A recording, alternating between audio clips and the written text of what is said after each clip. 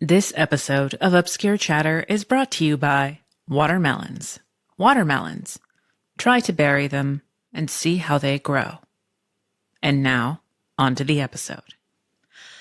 Welcome to another episode of Obscure Chatter. I am your host, Terri Doty, and if this is your first time joining us, welcome. And if it isn't, welcome back. I'm trying to put together, I think I do that at the beginning of every episode. I'm trying to put together what all happened since the last time we spoke. I say spoke. And this can stay in the episode, but really, really quick. Hoff, am I echoey? Okay, just making sure. For those who are newer to the show, I'm still recording in my living room. The weather has actually turned really nice, but now I've just gotten used to sitting in the living room doing the episode rather than my booth. My booth, while great, can get a little muggy, and even with it cooling off, I'm on a cushy couch. I'm watching a movie that I'm not going to tell you the name of. That's going to help me dictate the runtime because that's still part of the show. Halloween happened a little bit before our last episode. I was going to do something like release something a couple of days before Halloween, and I'm like, maybe people want to hear about Halloween stuff around Halloween time and not necessarily like after the fact. And we were still adhering to the strike rules, not referring to television shows or movies, I believe. But I know that there currently is a tentative deal with SAG-AFTRA. I am a SAG-eligible actor who has been heavily considering joining the union. We did get a couple of questions regarding how I felt about that, but being that I am not currently a member, I did not feel that it was right to speak on behalf of Texas actors that are union-based or just union in general. I am supportive of those who are currently in the union, and I hope they get a great deal. I do have my concerns. For those who might not be familiar with it, Texas definitely does have union and SAG projects. That's how I became SAG eligible. I don't know if I've ever told this little anecdote, but I was actually at a funeral when I was informed that I was cast in a SAG project. And at that point, I had fully assumed that I was not going to get this part. I had been contacted for a video game franchise. I'd been contacted by a director who I'd worked with multiple times, but said, I am only thinking of you for this role. I know what you can do, and I want specifically you. So if you could send me an audition so I could run it up the pipeline and convince them, or help me convince them that you're the only person for this role. So I do what I always do. I auditioned and then I forgot about it as much as one can. A couple weeks went by and then I was informed like, hey, you got it. And I had to do all this paperwork in order to be okay. It's after Thanksgiving and I've got vacation brain. I want to say Taft-Hartley. I was Taft-Hartley'd into a project, making me SAG eligible. And anytime I recorded, I had to fill out a bunch of information, hours, all of that. And it was really nice. It was nice to be taken care of because like a year or so after the fact, I got paid additionally for like them using more of the stuff that we did. And it was nice because I've definitely mentioned it before, but for a non-union gig once, granted, this was in the contract, but I was still expecting more from this particular franchise and studio where I had recorded on a show And then I noticed over a year or so later, I noticed that I had movie credits tied to that franchise. I did not record for those movies, nor was I paid for those movies. But they reused my files. So one would assume maybe I got some kind of monetary benefit from that, but I did not.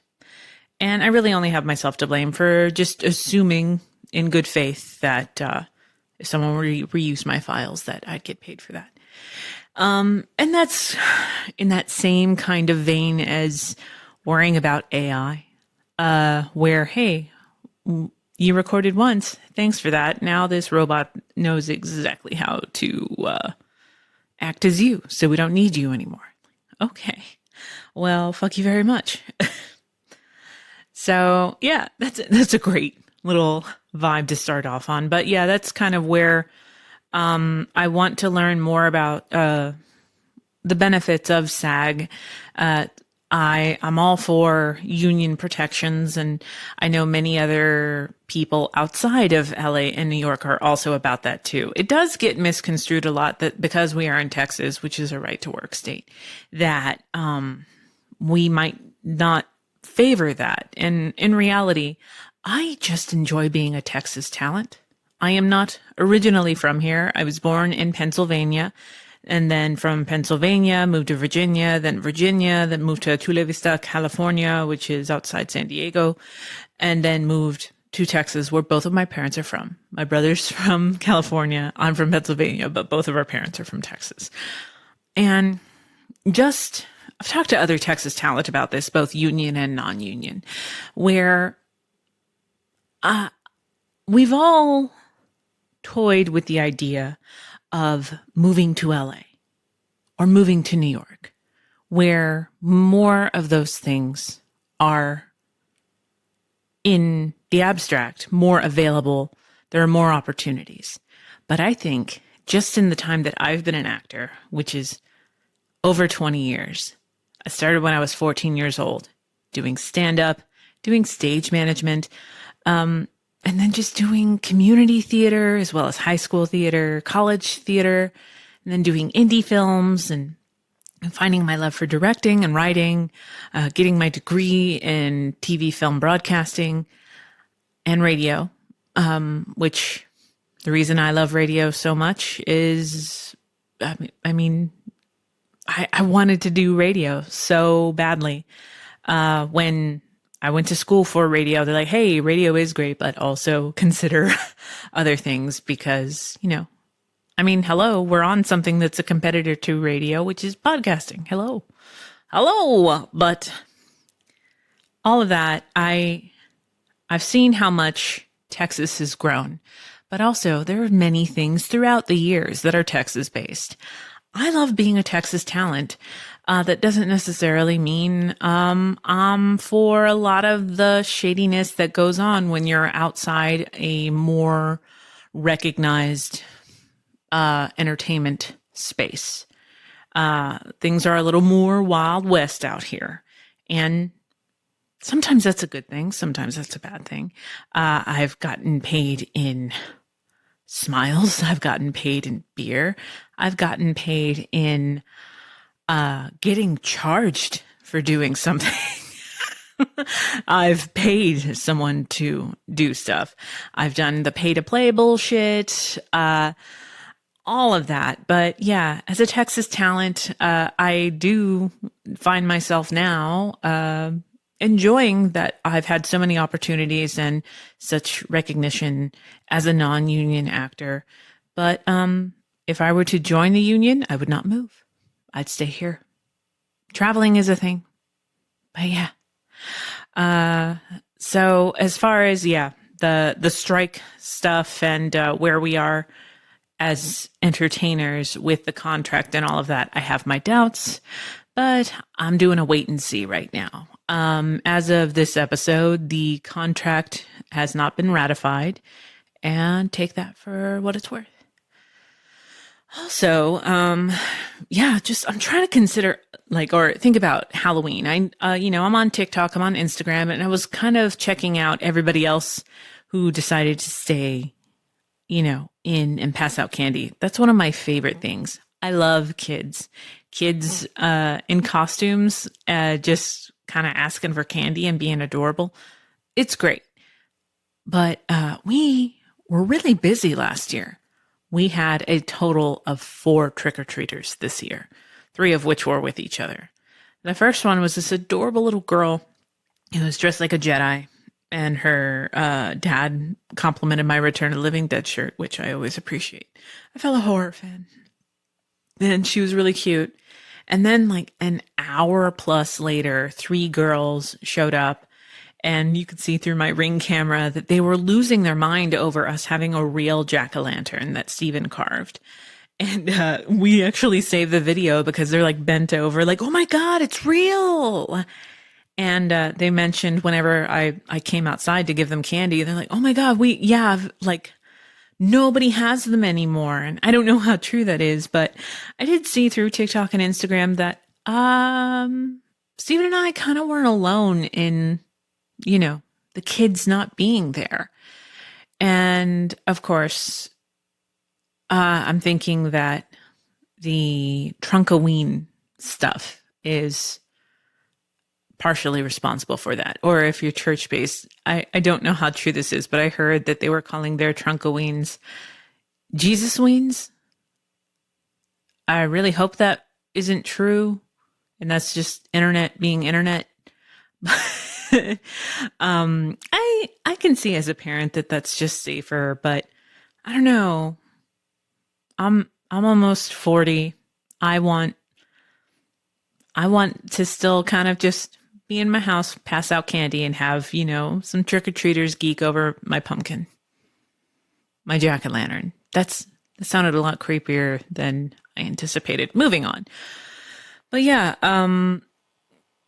real jack-o'-lanterns, they're fantastic. And if you follow me on Instagram, you might notice that I've been documenting the slow decay of my jack-o'-lantern that I named Charlie. I say that I named it, my husband did.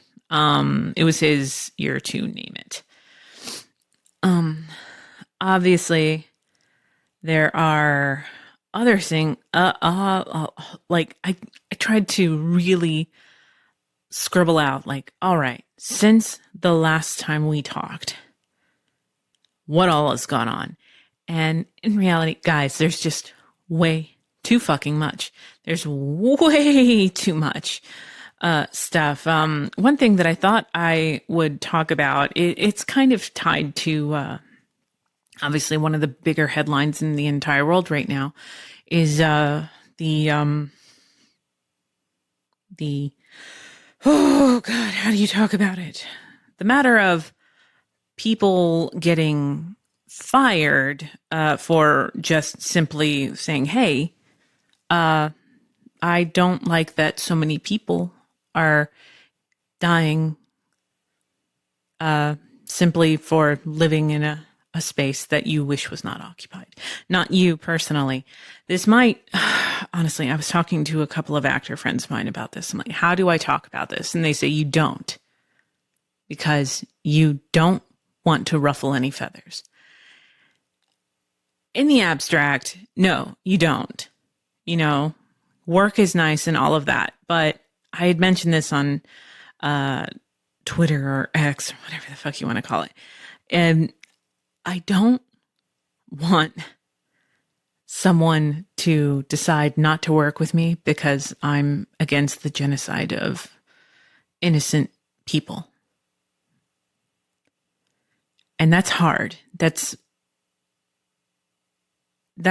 hard in the sense that I can't believe I had to think about the consequences of saying, hey, murder is wrong. And I'm going to not in any way remotely pretend as if I am an expert in this topic. I'm not. Since the beginning of October to now, I've gone from knowing very little to knowing maybe a fraction more. And that's just because I was not taught this stuff in school. I don't know how many people were. And that in itself is a privilege, because there are people that have no choice but to be fully versed in this stuff, because this is their day-to-day lives.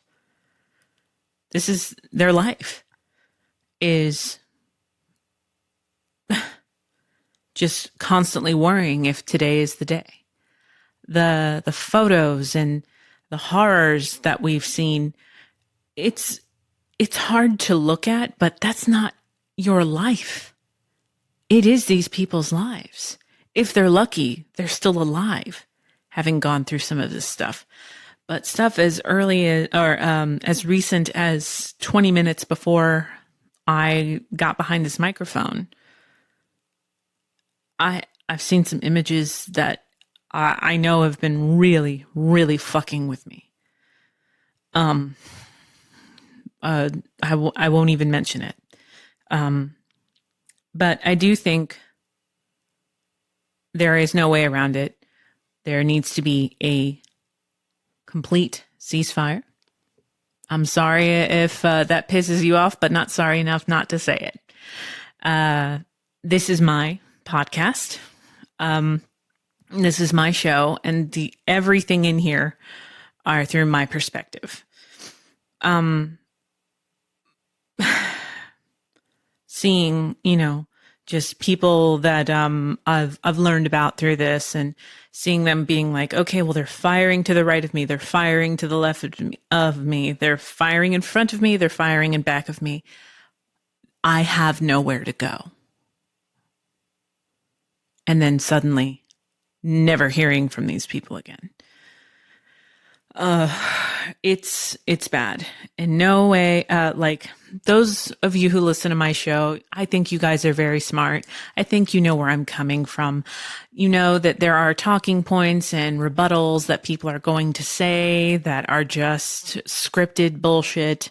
You know what I'm about. And this isn't from a place of anti-Semitism or just anything else ridiculous that people spout out whenever you're saying, hey, like, I don't think ethnic cleansing is the way to go. For people to just be like, well, hang on a second. That is super fucked. I just don't get it. For me, as a Mexican woman, which a lot of people tend to forget, I understand I don't look the way certain people view Mexican people to look like. My mother is Mexican. My dad was white. My life growing up was constantly feeling as though I belonged to neither world, but fully acknowledging now, like, that both parts of me make up everything. But seeing relatives of mine, that, I hate to put it this way, cannot pass for white. Seeing the stuff that they go through compared to the stuff that I go through is insane. Seeing what's happening with Palestinians, there are similarities to what's happening at the border of the state that I'm in. That at any minute now, I believe currently, don't quote me on this, but from what I understand, currently in this state, you have to show ID. And if you can't, or confirm that you are an American citizen, which, imagine just going for a run, and not wanting to carry, your wallet with you in your neighborhood, you can get picked up and sent to the border. You might not even be Mexican. And that's just kind of where we're at.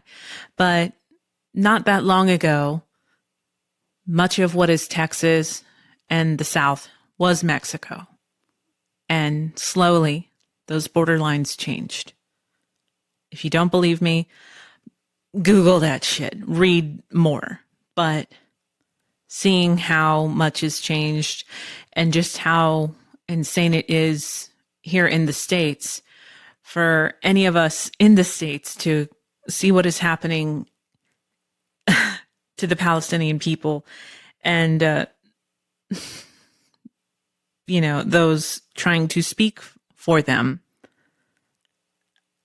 we have to be careful here because we're at a pretty insane point in our history where another question. I'm not going to mention anyone by name who's asked me questions, and I've kind of been trying to answer them as I slowly go through because of what I'm currently talking about. I didn't want anyone else to possibly be singled out if that is something that we're going to do, where people aren't going to like what I'm saying.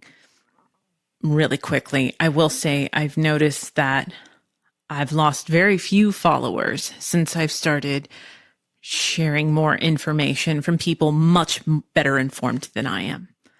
A lot of likes, a lot of retweets, but maybe all in all, I've lost maybe 50 followers. And that says that more than likely, we're all on the same page. That what we're seeing happen is wrong. That 75 plus years of this is too much. And things need to change. They need to change right fucking now.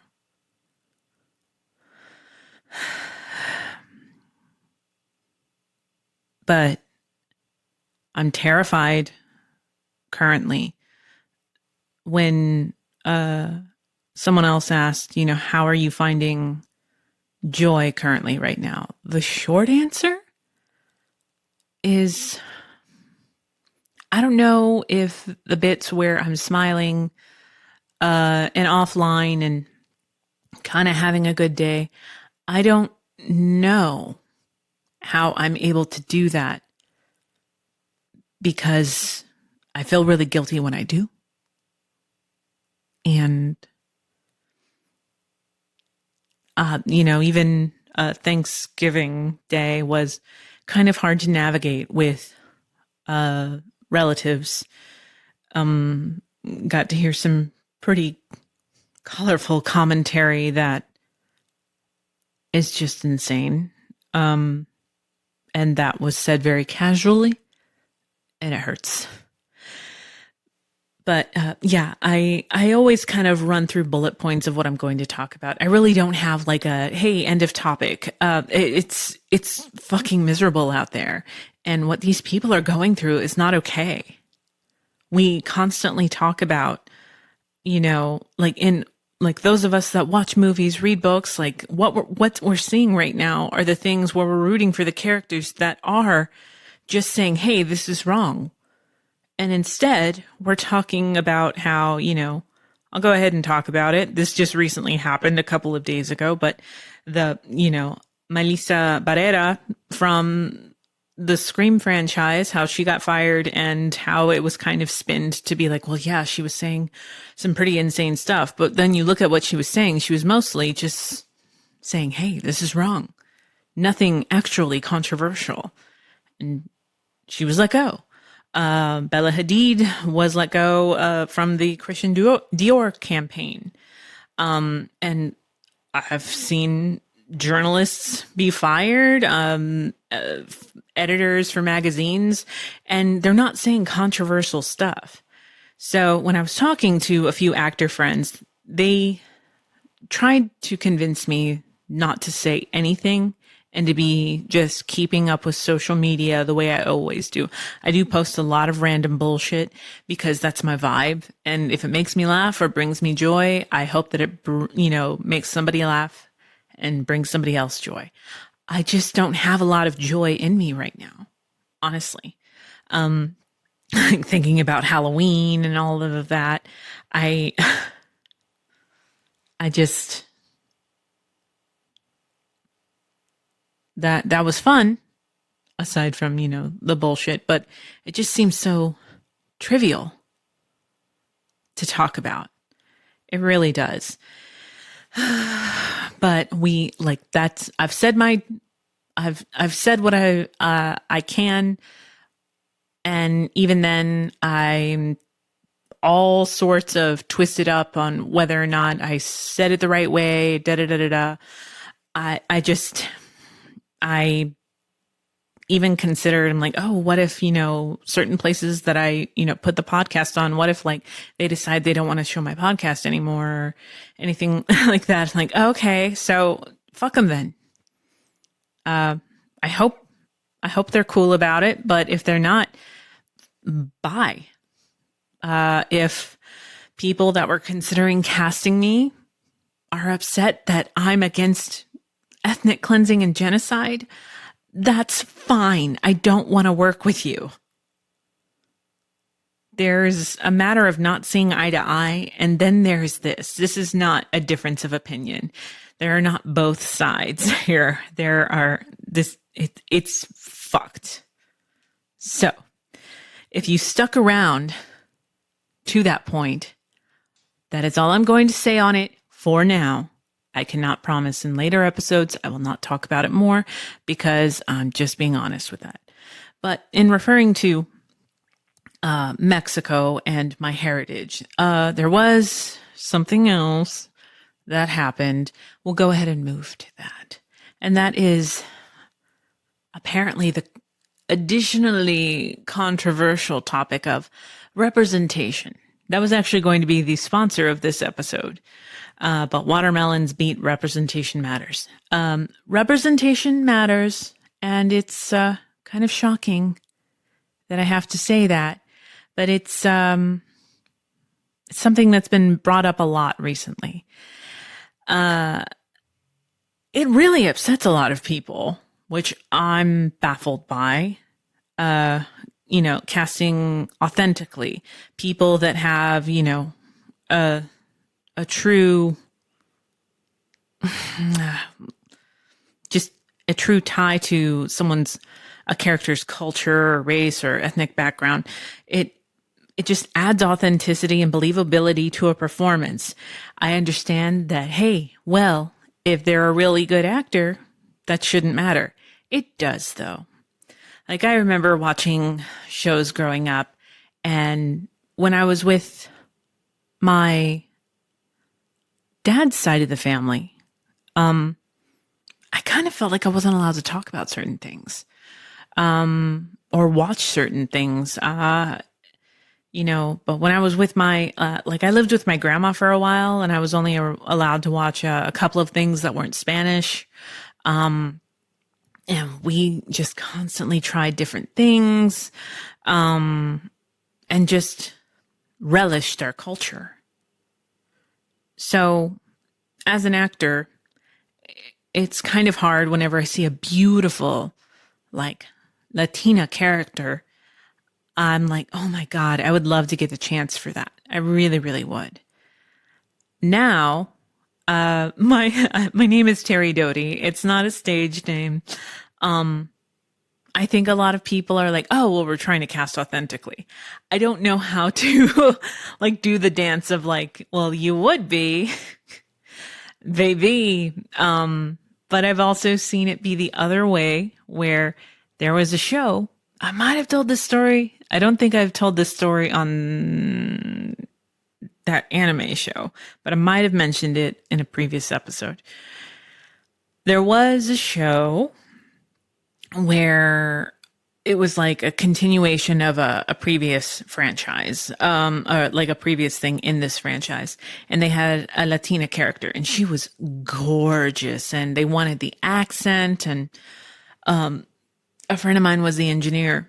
It was like, hey, yeah, no, the director wants to hear from you, wants to hear from 4 other Hispanic heritage performers, but they were all from different parts. Like, one of my girls was from Honduras, another was from Spain, one was Puerto Rican, and another was, I think, Colombian, and I'm Mexican. But it got back to me and a few other people that the director said, why is everyone giving me these weird accents? Like, they're not giving me the accent that I'm thinking of in my head. And come to find out, they were very much thinking of Rosie Perez from the Bronx. She's beautiful, great actress. who's Puerto Rican and from the Bronx. Like, if you want that, put that in the sides. You know, if you want Sofia Vergara, put that in the sides. But you asked us for our accents, and that's what we gave you.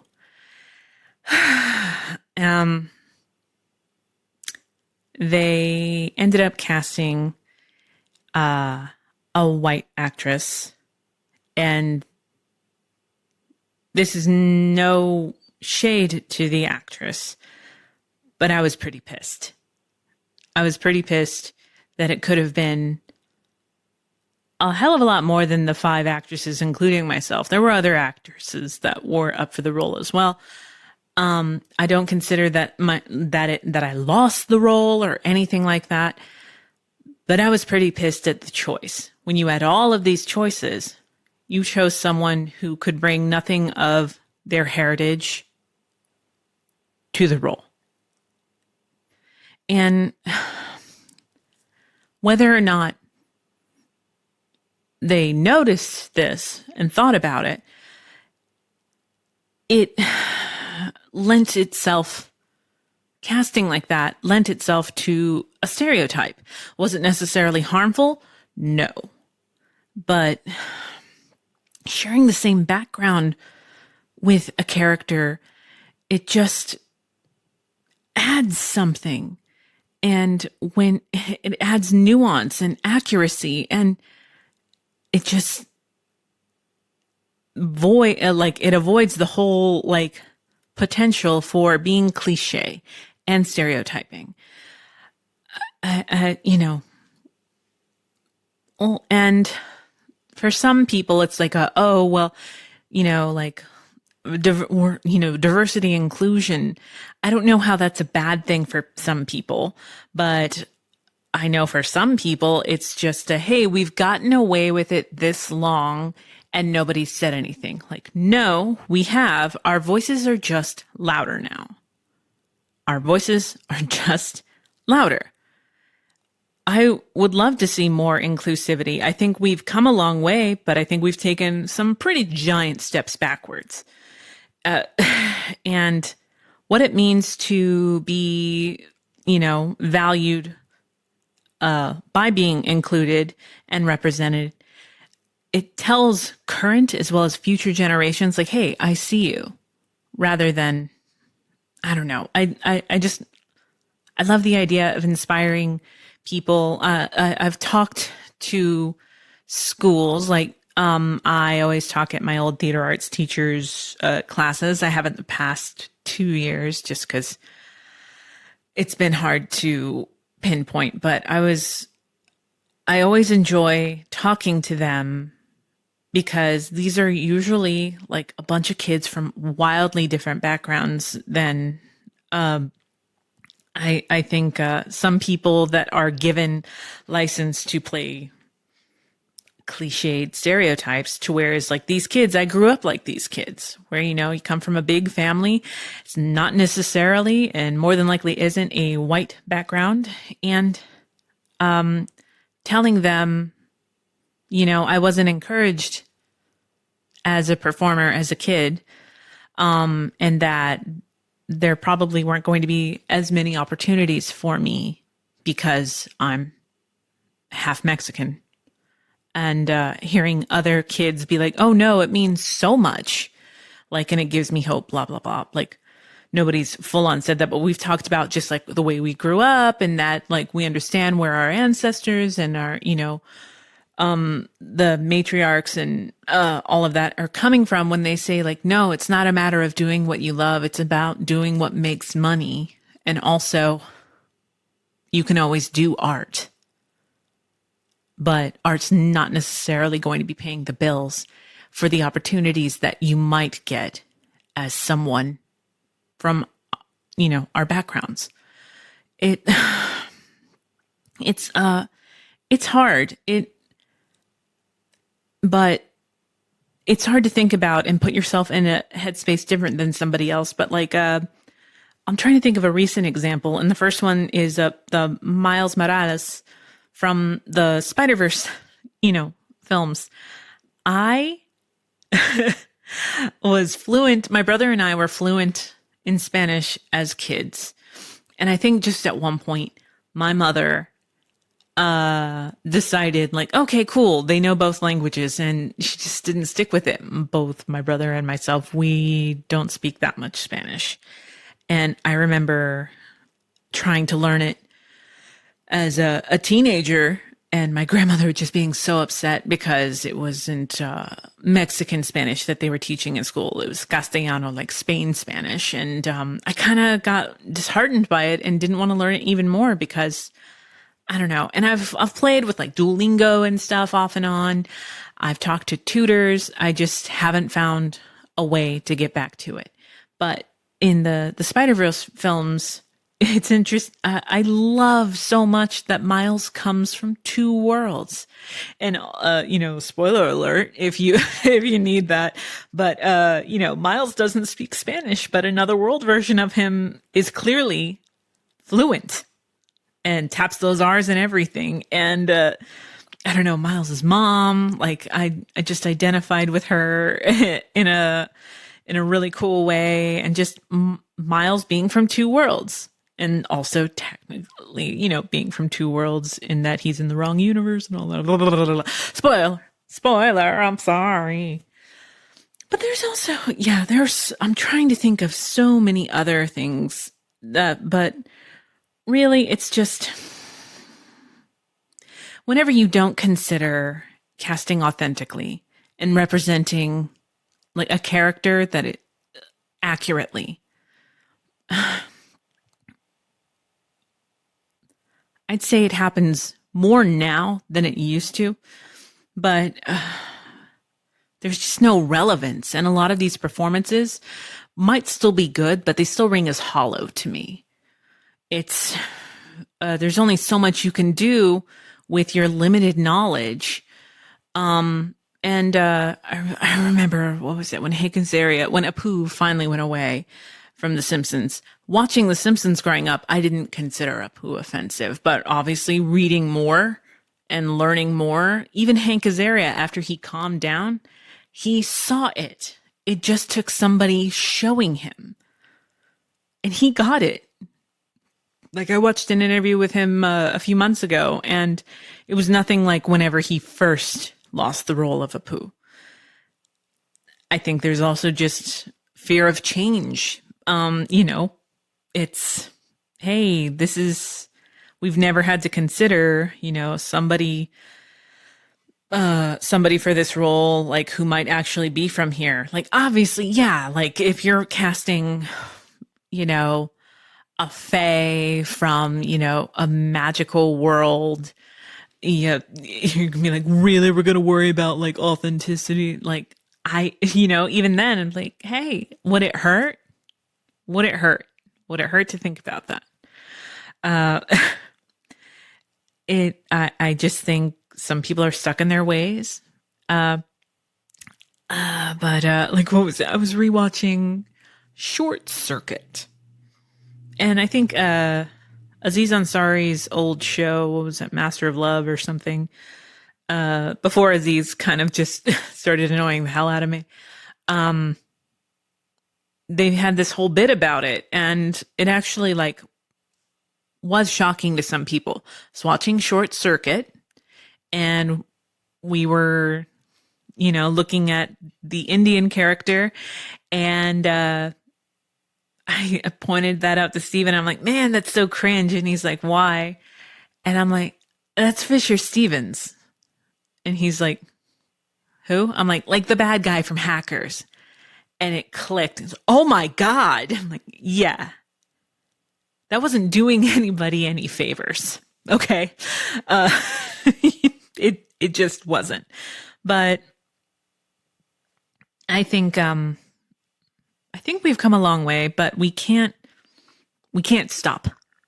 Okay. We can't just suddenly be like, oh, it's too hard. I don't know. Like, there was oh my God. There was a show or a franchise that I was a writer for. I never got credit for this officially because I was ghostwriting. Where the casting department was like, hey, we're playing, we want to cast like this Nubian god. And we're all like, cool. And we saw some of like the sketches and stuff for this character. Like, this character is going to be fucking badass. Like, cool. So we're thinking about this actor, and this actor. Like, right on. Do you think the actor can prove that they come from this specific region? I'm like, well, no, and had a lot of actors, kind of be like, what? That's a really wild request. I think they can trust me on all that.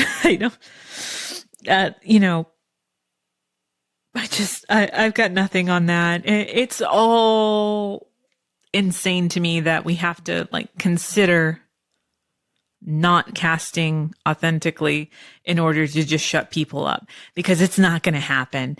That like we are in wild times right now. I just cast authentically as best you can, and then do better and better and better. It's a wild time. I had something happen the first year of the pandemic, where I was recording remotely in my booth. And I might have mentioned this before. I don't think I have, though. I'm trying to think about this. I had to say some Japanese names. And for me, sometimes even my own characters' names, I fuck up sometimes. I really do. So I had to like do this chant, and I kept just flubbing it up. So I was starting to get in my head about it, and finally got it right. And as the engineer is kind of piecing things together, I said to the director jokingly, who I'd known for over a decade at this point, I said to him, well, it's kind of your own fault for hiring a Mexican woman from Philadelphia to say this correctly, like as a joke. And it got quiet. And I realized this person in no way ever knew that I was Mexican. But the first thing he said was, I don't think you're allowed to call yourself Mexican. And I knew the engineer pretty well too. And you could see he turned off his mic immediately. And I kind of like blew it off like, oh, excuse me, like Mexican American, however. And he went, no, I don't think you can call yourself that either. And just kind of left it at that. I finished the session shortly after. And text a Spanish friend of mine just to kind of be like, am I overthinking this? And she was like, no, that's pretty fucked up. And it threw me back into this space that I had as a younger performer and as just a kid of two very different worlds. It made me question my identity and my right to self-identify is something that's very important to me. The fact that he felt okay telling me what is and isn't appropriate to identify as really threw me for a fucking loop. It came off really fucking insensitive. It came off fucking ignorant, and it just really hurt my feelings. It really did. To the point where a couple of weeks later, I got a call from my agent like, hey, so-and-so wants to use you on this. And I refused. I said, yeah, I'm busy. And anytime that director tried to use me after that, I was always busy. And I think eventually they got the hint. But I could have talked to him about that at some point. But that was a professional setting, and I know I did bring it up or whatever, but I feel like perhaps, his own skewed views on, being divisive and stereotypical probably fell in there somewhere in the mix, but it just, it made me feel like complete shit. And for a while there, like I had, like Mexican actress on like my stuff. I took it off. I had a bit of a cry over it. And then I remembered just how far I've come from a personal journey, from really accepting who I am, my background, my ethnicity, and just all that I've gone through with my family. I eventually, brushed all that shit off, but even talking about it is just like, I don't think you can call yourself Mexican. I'm like, well, motherfucker, do you want my 23andMe? Yeah, but, and so, yeah, it's definitely scattered where we're going on all of this, I know. But representation mattering, if you immediately view that as an attack on your ability to work, I really want you to examine why you feel that way. There are not new rules. It's just casting authentically shouldn't be a horrible thing. It shouldn't be authentically, inclusivity, diversity, all of that. Those shouldn't be like forbidden words. There are definitely people that have spoken more eloquently about it on a variety of things, but the fact that so many people, it's like, hey, I could put all of that on Twitter right now, and I guarantee you I would immediately get flooded with like oh my God, like, like, what do you know? Like, blah, blah, blah. Like, this is an attack on like just the way the industry works, blah, blah, blah, blah, blah. Anytime I basically come out with any kind of perspective on anything, my website will immediately start getting attacked. I get a lot of people trying to hack my website. My website, I know when it's a human being attacking my stuff. I know when it's a robot attacking my stuff. These attacks are usually human, and they are usually within a couple of minutes of me just saying like, hey, I love potato chips, but I like fries more. And there's just one potato chip lover that's like, this will not fucking stand. Yeah, kind of wild. I know. Let's see. But yeah. Obscure Chatter is also brought to you by representation. Representation. It matters. Quote me on that. Don't give a fuck. Let's talk about things that have brought me joy. Being able to talk about movies with friends again on social media. It's the little things. It's the little things. I've been reading a lot, but with everything going on, it's kind of hard to fully fall into, those little pockets of safety that are movies, television shows, and books.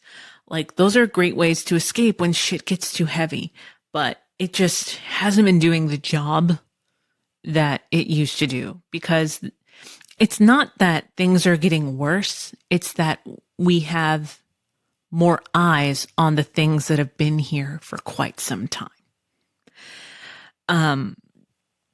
Yeah, you can't just well, it wasn't on the news. The news is 30 minutes long.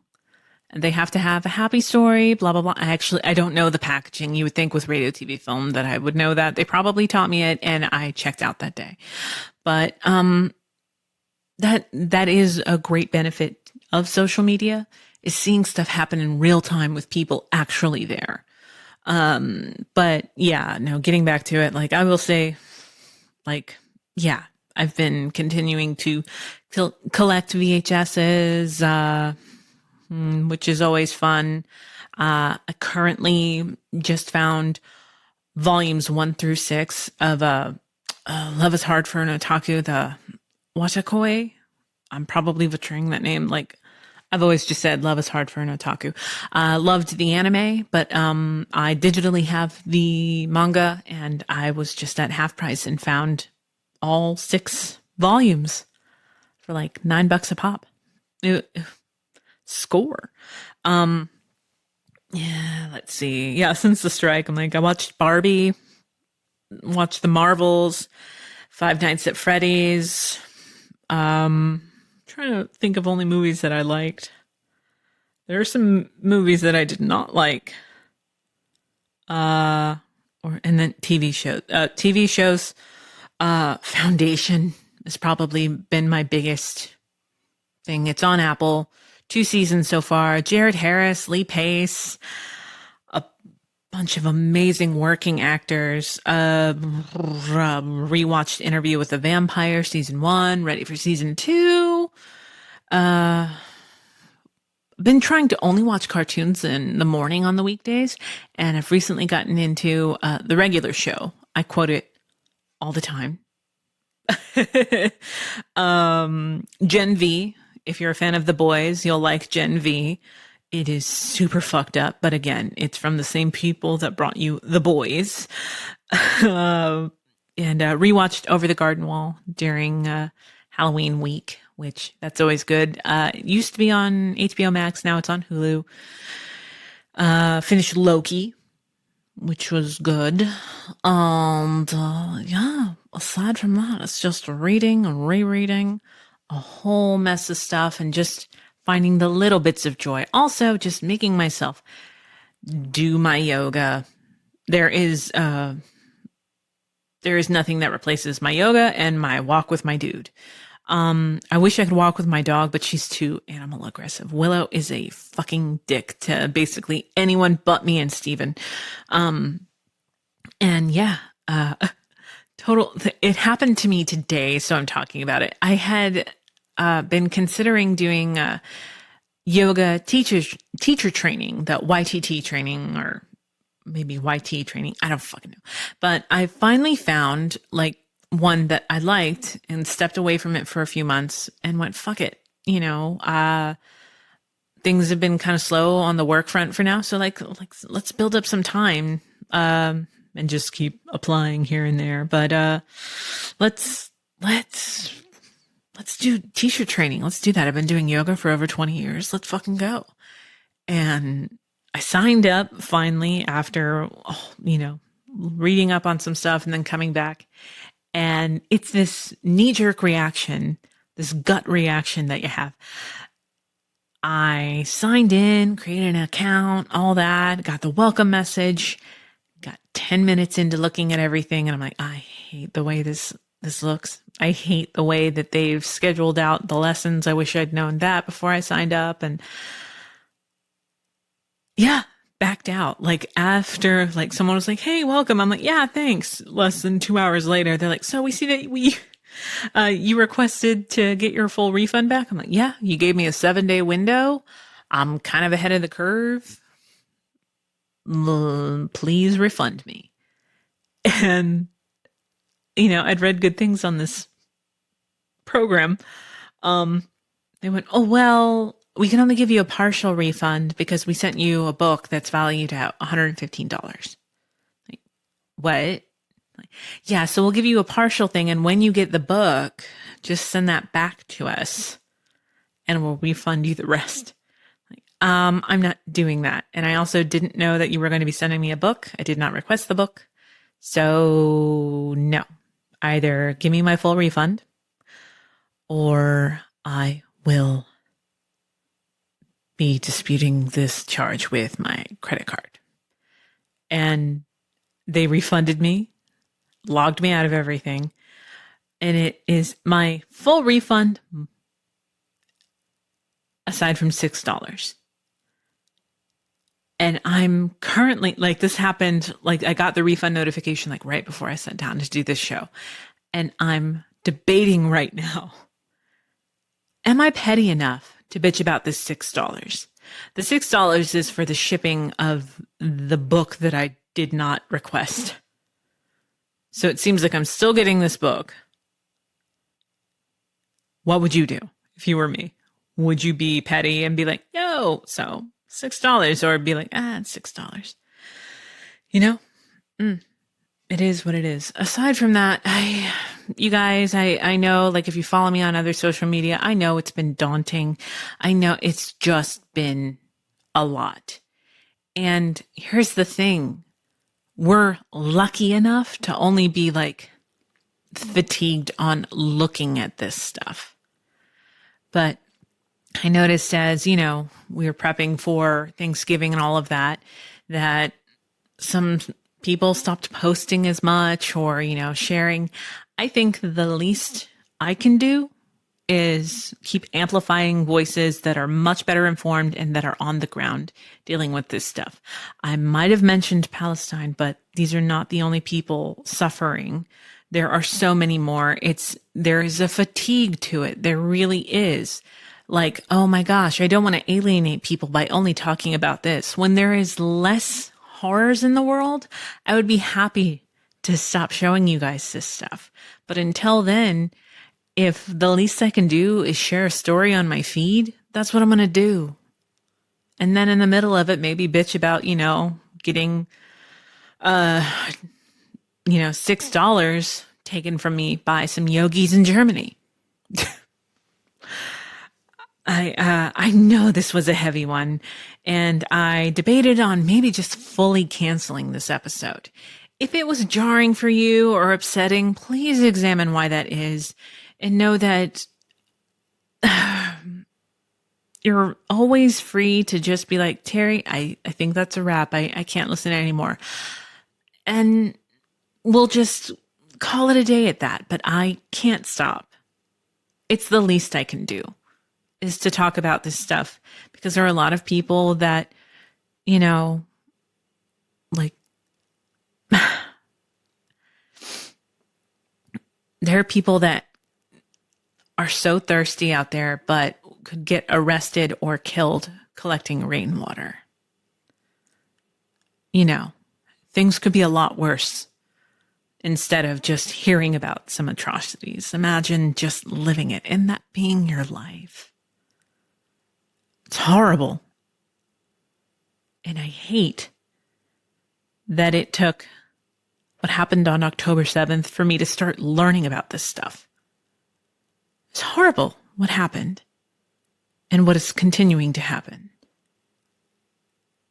And our voices have to be louder than ever right now. The silence is where people think they have our consent, and they don't. Remind people of that.